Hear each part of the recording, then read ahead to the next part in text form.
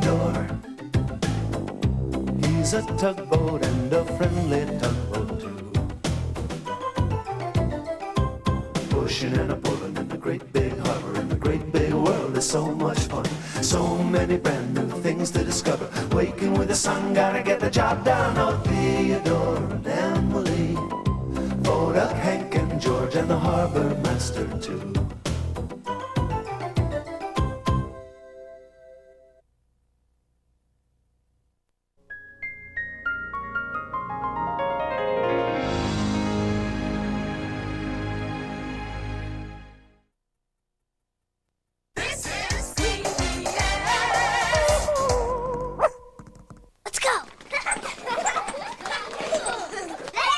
Prime Star is proud to support Theodore Tugboat and all PBS programs which help children get and stay ready to learn. Theodore, he's a tugboat and a friendly tugboat too. A friendly tugboat too. Oh, Theodore likes to do the things that friendly tugboats do.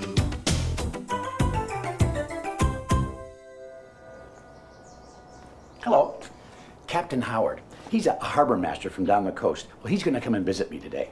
And I like to look shipshape for visitors, don't you? So I'm just going to straighten up a little here. This over here. This here. There, like that. Oh, I'd better take care of these. Why am I taking my suspenders off? Well, you see, Captain Howard, he likes to snap my suspenders. Captain Howard is quite the joker. A lot like Pugwash used to be. Did I ever tell you about Pugwash? One morning, Theodore and Hank were on their way to the edge of the harbor to welcome Stewiacke, the salvage ship. Hank was very excited. "If Stewiacke is coming," smiled Hank, "that means Pugwash is coming too." Just then, they heard a ship's horn. Sure enough, Stewiacke was arriving. The tugboats tooted their biggest big harbor hello on their whistles. "There's Pugwash," called Hank. And sure enough, the mini submarine was in her special cradle on Stewiacke's deck.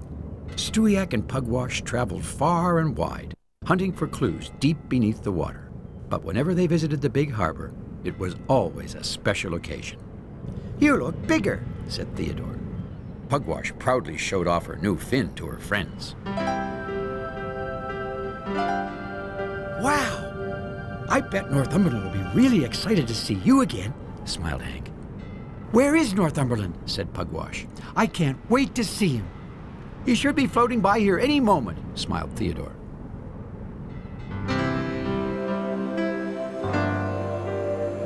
Sure enough, Northumberland's submarine was just rising to the surface out by Owen, the giant oil rig, after finishing his nightly underwater ocean patrol. "Hey, Northumberland!" boomed Owen in his extra big voice. "Guess who's here?" "Who?" said Northumberland. "Stewiacke!" roared Owen. "And guess who's with him, riding up on his deck, just as cute as a catfish's kittens?" "Pugwash," said Northumberland in a very quiet voice. "Yes, sirree, Bob!" blared Owen. "And I know you two are closer than two barnacles on a blowhole." "No," replied Northumberland, "we're not." "Now how can you not like a cute little pickle boat like Pugwash?" hollered Owen. "Owen!" "Shh!" whispered Northumberland.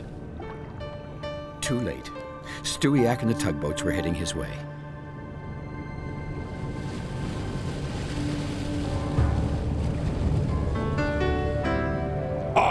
Oh, you want me to be quiet? roared Owen in a voice so loud it shook Northumberland's periscope. "Hey, I can do that, huh? No problemo!" "Countermeasures!" cried Northumberland. "Dive, dive, dive!"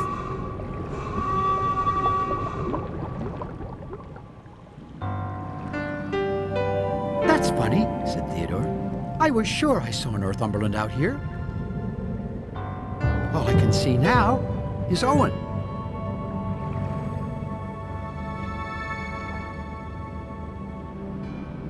Theodore and Hank floated along with Stewiacke and Pugwash as they came into the harbor. "Don't worry, Pugwash," smiled Theodore. "Northumberland always falls asleep on his way home. He's a very sleepy sup." "Always," repeated Hank. "He'll be here any time now," said Theodore, looking around. "He's very sleepy," added Hank. But there was no sign of him. "Maybe Northumberland came home early and he's already at his dock," Theodore decided. And then he had an idea. "I'll go bring him over," he told Pugwash. "He wouldn't want to miss seeing you." With a merry toot-toot of his whistle, Theodore hurried off to get Northumberland. Over by the Navy Yard, Northumberland was slowly rising to the surface. He looked this way and that. Whew, he sighed at last. No sign of Pugwash. "Northumberland!" Someone was calling him. Northumberland looked around. "Theodore," he said, "don't scare me like that." "I came to tell you that Pugwash has come for a visit," smiled Theodore. "I don't want to see Pugwash," said Northumberland.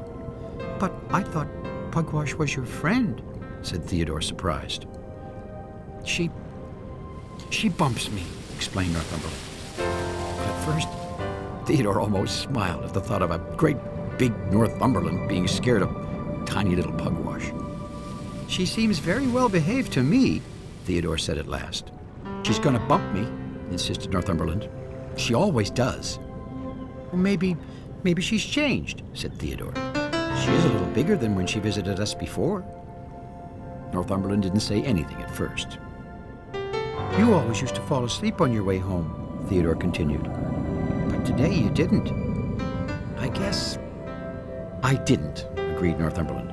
"But it was only because I wanted to get away from Pugwash," he added quickly. "Pugwash really wants to see you," said Theodore. Well, wouldn't you know it, just then the two heard loud whistles. Hank had decided to lead Pugwash straight to Northumberland. "I bet Northumberland will be so excited to see you," grinned Hank. He just won't be able to float still." "Sub bumper!" cried Northumberland. "Dead ahead!" "See," said Hank, "I told you he wouldn't be able to float still." Well, Northumberland wasn't floating still all right. He was looking for a way to escape Pugwash. He turned this way and that way, but there was no escape. Tactical maneuvers! He shouted. Hide! Hide! Hide!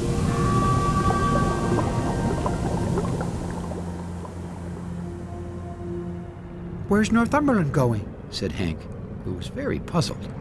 "He didn't look so excited to see me," said Pugwash. He's afraid you're going to bump him," Theodore explained. "Oh, I don't do that anymore," said Pugwash. "I didn't think so," said Theodore, "but now we have to make Northumberland believe that."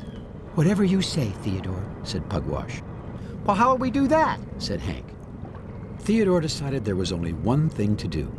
"Pugwash," he said, "we're going to find him." Without wasting another word, Theodore set off with Pugwash and Hank to hunt for Northumberland.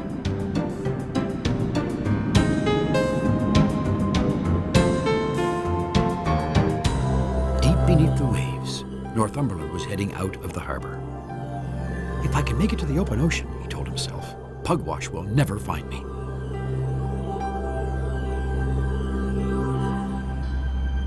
Up above, the submarine hunters were approaching Bedforth, the small bellboy who lived at the entrance to the harbor. "Northumberland was headed this way," Theodore told Pugwash. "Hank and I will keep watch up here. Dive and head for land." Northumberland always cruises along the coast when he leaves the harbor. "Diving," called Pugwash.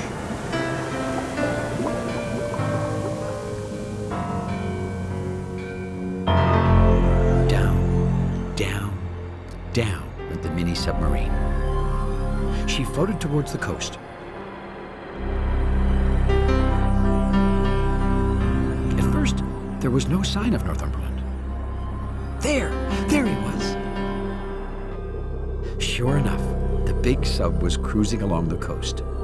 Pugwash began to race towards Northumberland as fast as she could. Northumberland could feel the water below his hull get deeper and deeper. Soon, he would turn towards the ocean. Not much further now, he told himself. Northumberland began to turn when he caught a glimpse of something very scary. Sub bumper! He cried. Northumberland knew he could never outrace the quick little mini sub. And there, just off his bow, was the Pictou Peaks, rising from the bottom of the ocean towards the surface. One chance, He choked. evasive action. Northumberland slowly entered the underwater mountain range.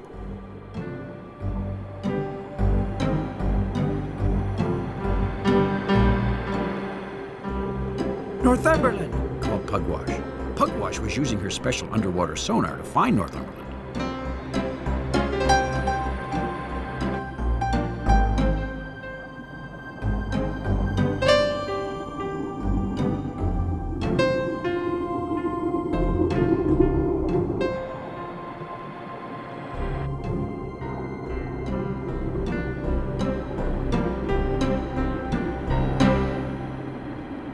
Oh, that was close, shuddered Northumberland. The big sub rumbled off, still shaking. Northumberland! Pugwash, gasped Northumberland. Northumberland was frozen in place. Pugwash floated towards Northumberland.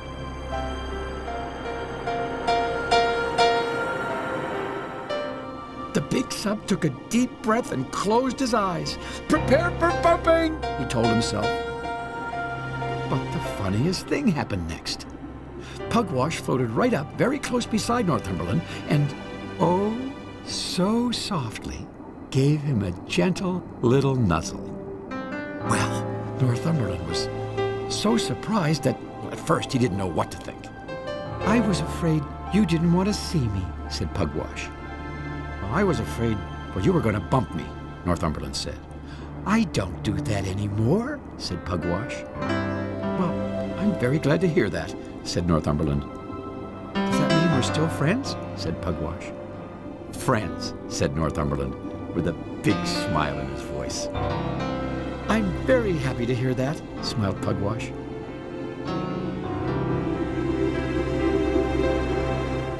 And up on the surface, Theodore and Hank were still hunting for Northumberland. Just then, the water began to bubble around them. And Northumberland and Pugwash popped to the surface.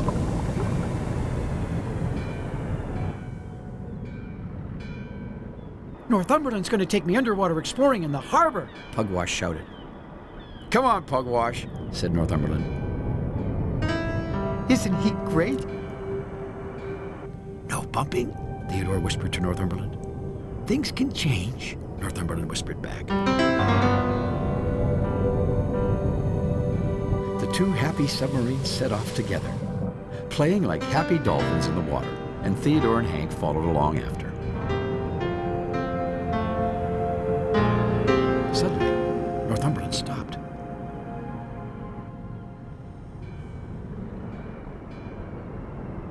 Do you think something's the matter, Theodore? Asked Hank. The big sub had fallen asleep right in the middle of the harbor. Then again, smiled Theodore, some things never change. If Pugwash can change, I wonder, maybe Captain Howard can change too. I mean, after all, it has been a long time since I've seen him. Maybe he won't snap my suspenders this time. You're right. I should give him a chance. I'll keep my suspenders on. Thanks for visiting us here in the Big Harbor. We'll see you all again next time. Just have to buckle this one back on. There. Put this away. There we go. That's it. There we go. All shipshape. Now I'm all ready for Captain Howard. Ow! Oh, I snapped myself. Oh. Theodore. There's another story coming right up, and you can always learn more about Theodore Tugboat on the internet. Find us through PBS Online. Pushing and a pulling in the great big harbor, in the great big world. is so much fun. So many brand new things to discover. Waking with the sun, gotta get the job done. Oh, Theodore and Emily, Vodak, Hank and George, and the harbor master too. Thank you, Hillary. Yeah, see you tomorrow. Hello. Look what I just got in the mail. Wonder what it could be. See, I wasn't expecting anything, so I don't... Oh, look at that. Tugboat cookies. My favorite. Oh, there's a note. Dear son. Oh, I know these are your favorite. Enjoy them. Love, Mom. Oh, isn't that sweet of her? Just in time for my snack. I think I'll have a few of these cookies right now. Yes. Actually, there. 1, 2, 3. Don't they look yummy? Huh? Isn't it nice when someone thinks of you? You know, that's something that Bedford Bowie would say. You know Bedford. Bedford Bowie. Yeah, lives right out there. Bedford Bowie was waiting patiently while Hank brought Barrington Barge over for a visit.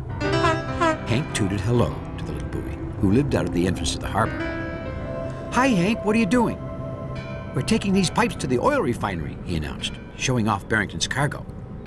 Bedford dinged his bell with appreciation. "Nice," he said. A moment later, Constance, the Coast Guard ship, appeared. "I was patrolling along the coast," she called to Hank, "and I saw an iceberg." "How big was it?" Bedford wanted to know. "It was almost as tall as Benjamin Bridge," replied Constance. "Benjamin's really big," said Bedford.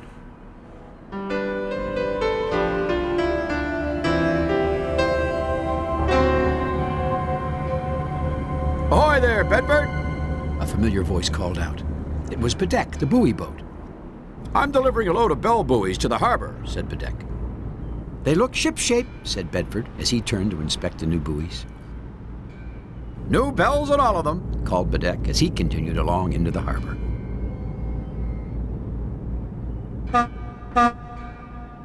That was Theodore's whistle.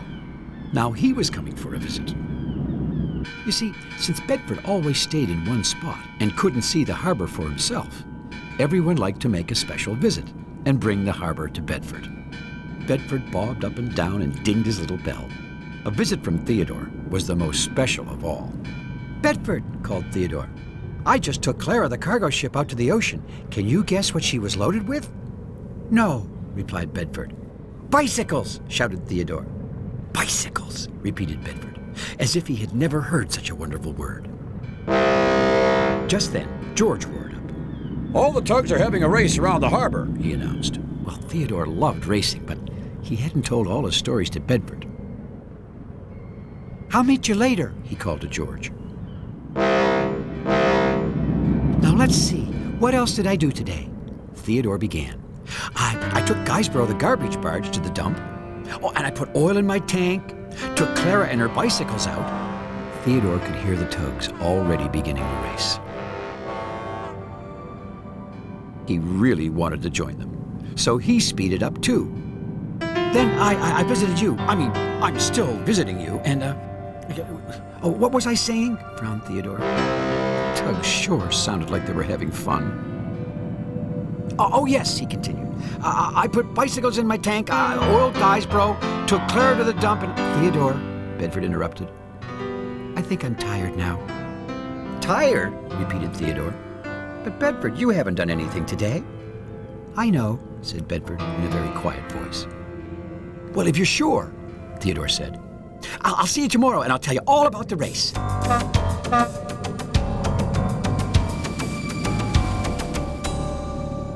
"I wonder what's bothering Bedford," Theodore said to himself.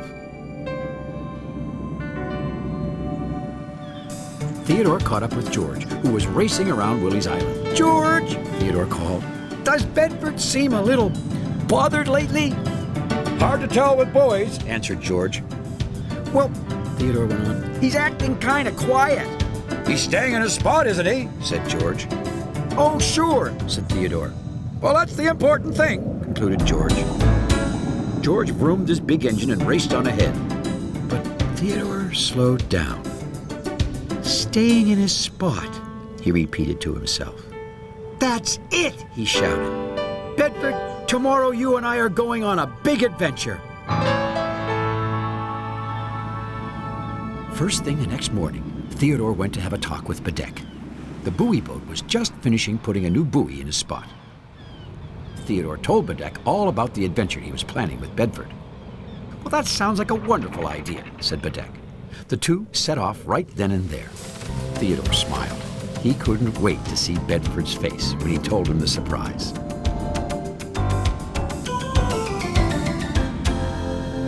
Bedford, Theodore called as he cruised towards the bell buoy. Guess what we're going to do today? What? Said Bedford.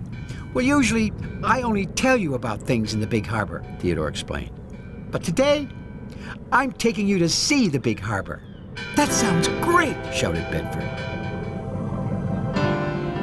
Bedeck began to lower another buoy into the water to watch Bedford's spot.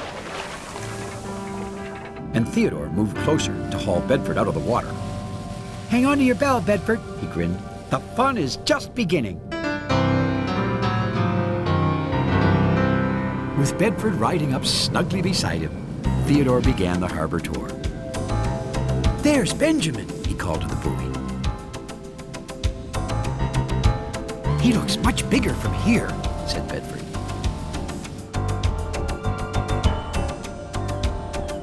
And over there is where Rebecca lives, said Theodore. Rebecca, the research vessel, was floating in her dock at the Oceanic Institute. Rebecca and I always find things underwater, continued Theodore. Northumberland submarine comes too. We found an old ship's bell once. Finding a bell would be nice, said the bellboy. Theodore, I'm going exploring now, called Rebecca. Would you like to come with me? I would, said Theodore, sounding a little disappointed. But right now, I'm busy with Bedford. Theodore's taking me to see the harbor, Bedford proudly explained. Maybe next time, Theodore, said Rebecca. Theodore said goodbye to Rebecca and continued on the tour. Just then, they saw Sigrid, the supply ship. Hi, Theodore, called Sigrid. I'm taking Owen, the oil rig, his supplies out on the ocean. Can you come with me? Oh, that'd be fun, smiled Theodore. Then he remembered Bedford. Except, right now I'm having fun with Bedford.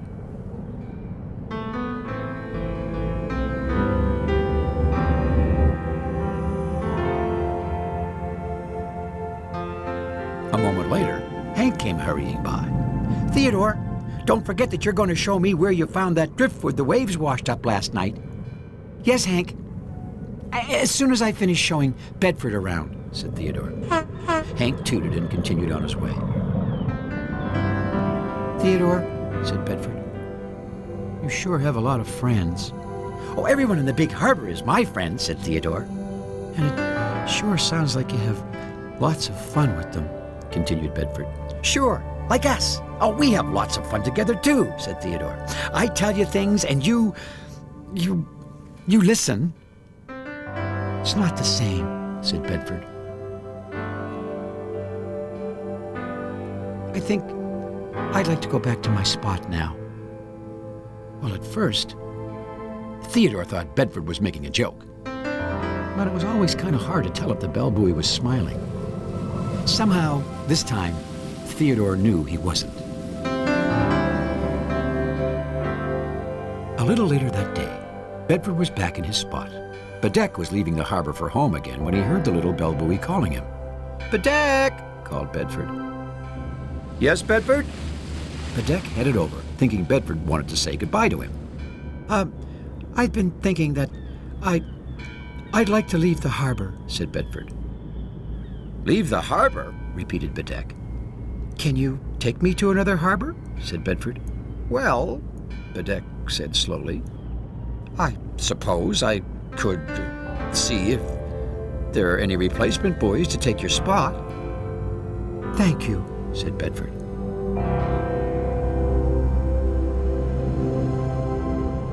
Bedeck didn't go see about a replacement boy. Not then. He went to see Theodore. Bedford wants to leave the harbor, he told his friend.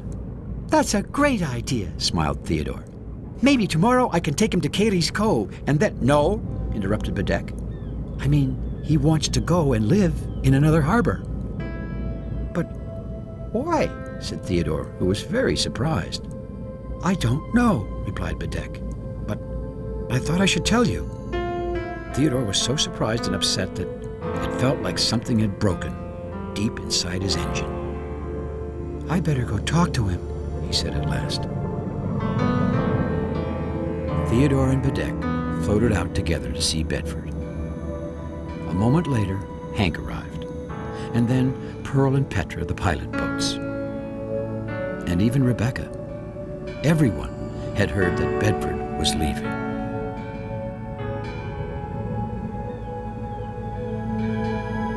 "Hi, Bedford." "Hi, Theodore."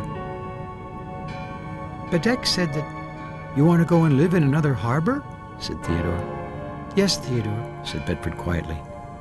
"I do." "Are you sure there's nothing I can say to make you change your mind?" said Theodore. "I think I have to go," replied Bedford. "Goodbye, Theodore." "Goodbye, Bedford," said Theodore. "Ready for hauling up?" Bedford called to Bedeck.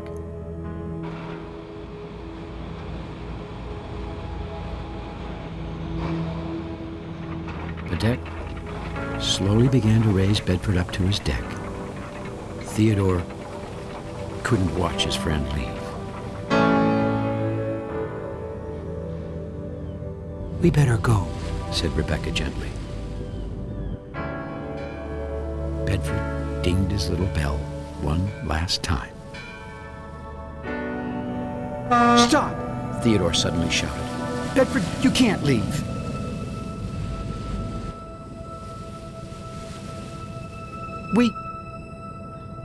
We love you." "Bedeck," called Bedford quietly. "Could you put me down again, please?" "Down?" repeated Bedeck. "Yes," said Bedford. This is my home." Bedeck lowered Bedford back into the water, and Theodore floated very close to his friend.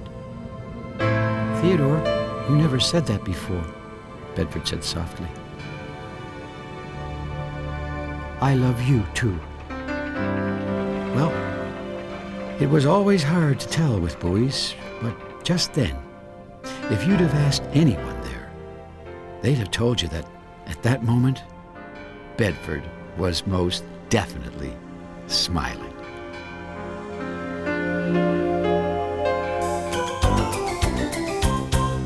Bedford certainly is special to all of us here in the big harbor.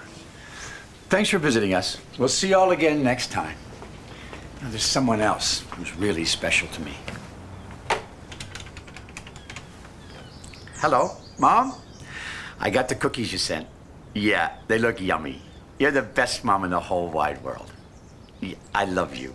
Thank you, Mom. Bye. Oh, I can feel her smile all the way over the phone. And now, it's time for my snack. Delicious. Theodore, he's a tugboat and a friendly tugboat too. A friendly tugboat too. Oh, Theodore likes to do the things that friendly tugboats do. Hello, I'm going jogging. See, I've decided to run around the harbor every day for exercise. But it's very important to loosen up the muscles before you run or jump or play games or anything. So, oh, it's a little tight there. That's okay, I'll just take it slow. Today is my first time. Now, have I got everything? Oh, my running shoes. Oh, I have them right here. I have both of them right here. Will you look at that? I was in a big hurry this morning and, I brought 2 different shoes. Now what am I going to do? How am I going to jog in these? One's red and one's blue and one's old and one's new. Now what am I going to do? I bet I know what Guysborough and Digby would say.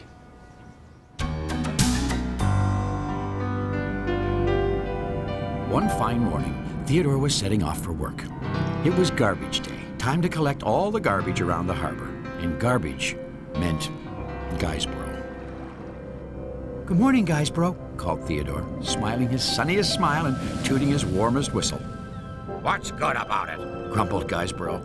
I'm still a garbage barge, and you're still a tugboat. Now, Guysborough is the world's grumpiest garbage barge. But Theodore always tried to find a way to enjoy his time with him. "The sun is shining," said Theodore, "and the waves are warm." Sun makes my garbage extra stinky, snarled Guysborough. And salt water makes my rudder itch. Theodore was used to Guysborough's grumpiness, but he reminded himself to steer clear of other ships and boats. You see, Theodore thought that the barge was so grumpy, no one else could possibly want to be around him. Philip and Fillmore, the ferry twins, tooted "hello" to Theodore as he moved into the harbor with Guysborough. The smell of rotten garbage in the morning. Guysborough hollered at the twins. To some, it's horrible. To me, it's disgusting. Theodore hurried the barge away from the twins before Guysborough could say anything else. Rotten ferries, griped Guysborough. The first stop of the day was Shediac, the supply shed. "Good morning, Theodore," called Shediac. "Good morning," said Theodore. "Do they have you busting your gunnels with gunk and goo, too?" Guysborough bellowed at Shediac. "We'll be out of here before you know it," Theodore called quickly to Shediac.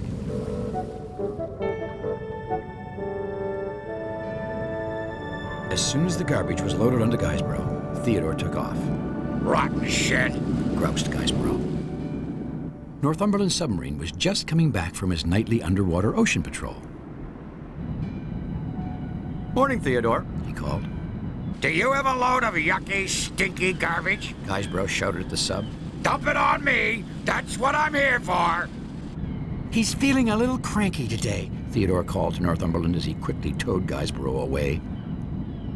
"I'll be in a worse mood tomorrow," griped Guysborough. Theodore and Guysborough moved along in silence a moment. "Theodore," said Guysborough. "Yes, Guysborough?" said Theodore. "No one ever says hello to me." "Yes, I suppose that's true," said Theodore. "And why do you suppose that is true?" said Guysborough. "Well, you do call everyone rotten," said Theodore as gently as he could. "Well, what's that got to do with anything?" growled Guysborough. Theodore didn't say anything, but inside, he was certain that if someone ever called Guysborough rotten, his feelings would be hurt. Theodore decided that from now on, he'd make extra sure he kept that grumpy barge far away from everyone.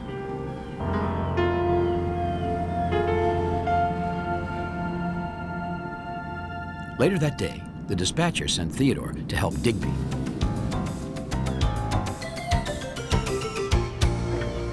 Theodore found the little cable ship waiting for him along the coast, just outside the harbor. Digby was digging up his old cables and putting new ones in their place.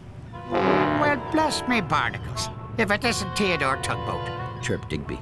"I haven't seen you in a dogfish's age." "Well, that's because you haven't gotten stuck in a while." Theodore grinned. You see, Digby was always getting stuck somewhere, and Theodore was always helping him get unstuck. "I do get stuck me fair share," agreed Digby.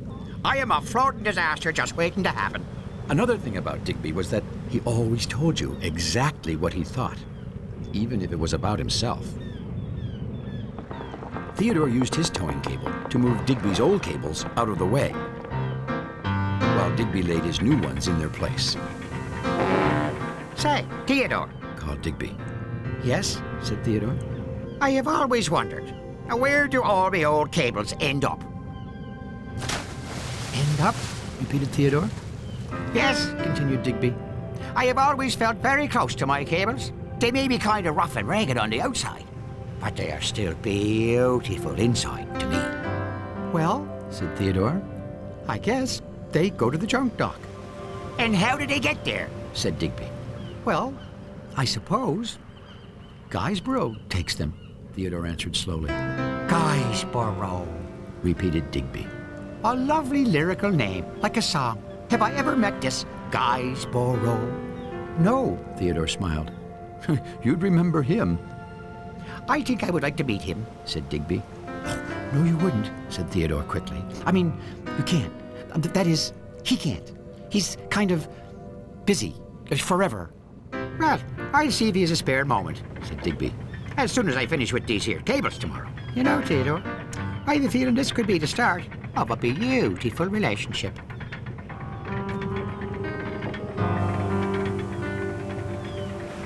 Oh, no, it won't, Theodore groaned to himself.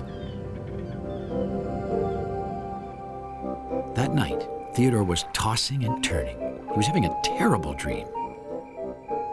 He was dreaming that Digby was trying to meet Guysborough. And no matter how hard he tried, Theodore couldn't keep Digby and Guysborough apart. Wherever Theodore turned with Guysborough, Digby was there.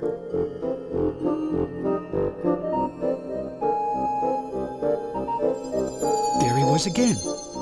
And Digby was about to tell Guysborough exactly how he felt about it. Rotten! He cried. Theodore woke up wide-eyed and shaking. What's rotten, Theodore? Yawned Hank. If Guysborough ever met Digby, Theodore mumbled to himself, that would be worse than rotten.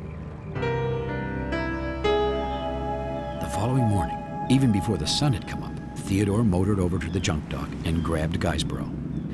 Where are we going? Said Guysborough. To get garbage, called Theodore. But it's not garbage day. Guysborough protested. It's a spring cleaning, shouted Theodore. I hate being clean. Groaned Guysborough. I'd rather float around and let the flies bother me. At least they like me. Well, meanwhile, in another part of the harbor, Digby was setting off to meet Guysborough.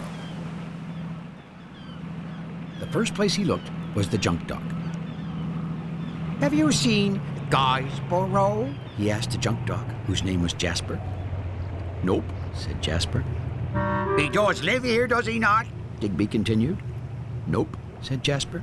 Of course, nope is all Jasper ever says. Well, this is the junk dock, is it not? Said Digby. Nope, said Jasper. Are you telling me you are not a dock? Frowned Digby, beginning to lose his patience. And that you are not completely covered in junk? Nope, said Jasper. What a disagreeable dock, muttered Digby, steaming off. I can only imagine what the garbage barge is like.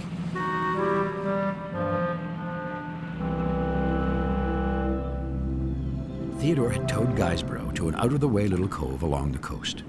Theodore, Griped Guysborough. there's no garbage out here. We better check, puffed Theodore. Inside.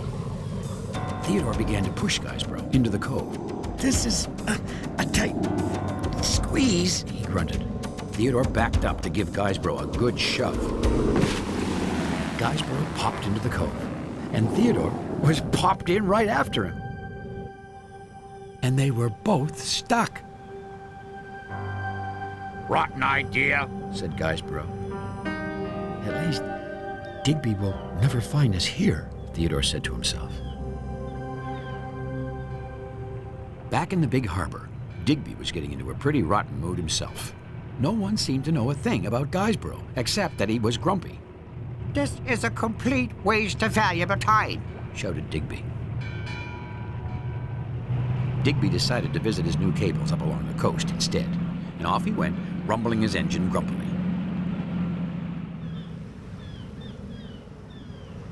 do you hear that? Said Guysborough. I don't hear anything, said Theodore. Sounds like an engine. Glared Guysborough. Might be a ship coming. We better call for help. Theodore suddenly had an awful feeling, just like in his terrible dream the night before. No, He cried. Theodore! Digby, he stammered. What are you doing here? Well, I could ask you the same question, Said Digby. I'm kind of stuck, said Theodore. Now, Theodore, Said Digby. you know that's my job around here. Digby was always getting stuck somewhere. And who's that there with you? Headed Digby, peering into the cove. Oh, no one, Theodore said quickly, trying to look bigger so he could hide Guysborough behind him. Guysborough, Glared Guysborough. who wants to know? Guysborough, said Digby right away. I have been looking all over tarnation for you. I heard you were grumpy. But I didn't know you'd have such a powerful smell on you, too. Oh, I should have followed the stinkiness right to you, boy. Do you think I'm grumpy? Said Guysborough kind of softly. He didn't mean it, said Theodore. And am I really stinky? Said Guysborough. Like rotten fish, replied Digby. Theodore closed his eyes. He couldn't look. Poor Guysborough. You are possibly the grumpiest, stinkiest thing I have ever come across on land or water. Well, Theodore braced himself for what Guysborough would say next. Oh, well, that's the nicest thing anyone ever said to me, said Guysborough. Theodore couldn't believe his ears. Digby and Guysborough were getting along. You mean, he said to Digby, you like Guysborough? Like him? Said Digby. Why, I think Guysborough is the catfish's whiskers. He's rough and rugged on the outside, like my old cables, but inside, a thing of beauty. Well, what's not to like about me? Added Guysborough. Digby pulled Theodore out of the cove, and Theodore pulled Guysborough. The three friends set off back into the harbor together. Theodore, whispered Digby. I told you this was going to be the start of a beautiful relationship. Rotten cable ship, grumbled Guysborough. But Guysborough was all smiles. And so was Theodore. Guysborough and Digby are great friends now. I guess you never know who's going to get along together. I wonder if my running shoes are going to get along on my feet after all. There's only one way to find out. I'll put them on. Here's the red one. And here's the blue one. I don't know about this. Oh, what do you know about that? Oh, they feel terrific. Oh, I'm ready for my jog around the big harbor now. Thanks for visiting us. We'll see you again next time. Here comes the jogging harbor master. Oh! Theodore, he's a tugboat and a friendly tugboat too. A friendly tugboat too. Oh, Theodore likes to do the things that friendly tugboats do. Pushing and a pulling in the great big harbor, in the great big world is so much fun. So many brand new things to discover. Waking with the sun, gotta get the job done. Oh, Theodore and Emily, Voda, Hank and George and the harbor master too.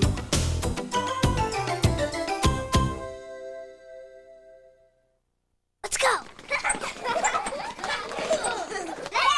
Prime Star is proud to support Theodore Tugboat and all PBS programs which help children get and stay ready to learn.